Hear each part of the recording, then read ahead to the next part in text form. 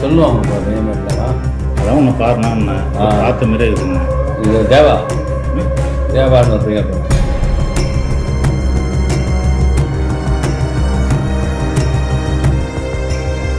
இங்க இவரு இன்னமும் அவரோட ஸ்கூட்டர் எடுத்துட்டு போற மாதிரியே சும்மா ஜாலியா ஸ்டைலா எடுத்துட்டு போறாரு. இந்த வீடியோவானது இப்போ இணையத்துல வைரல் ஆகியிருக்கு.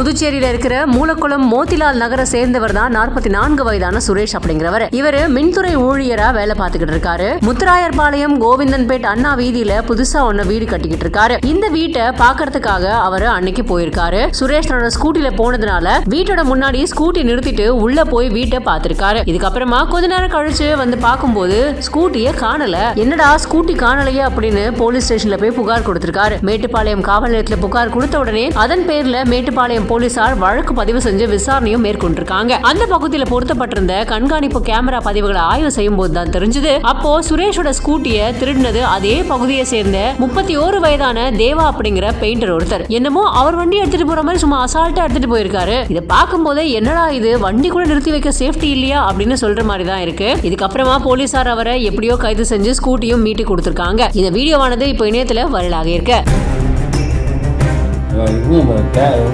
சொல்லுவாங்க அதான் ஒன்று காரணம் என்ன பார்த்த மாரி இருக்குங்க. இது தேவான்னு ஒரு பேர்.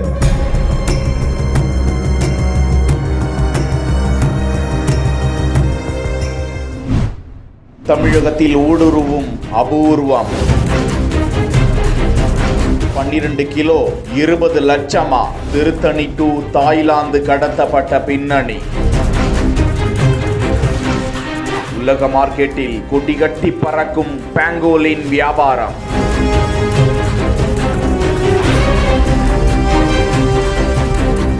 பாங்கோலின்களை தமிழகத்தில் இருந்து கடத்தி வெளிநாட்டில் விற்பனை செய்யும் கும்பலை சுற்றி வளைத்து பிடித்த போலீஸ்.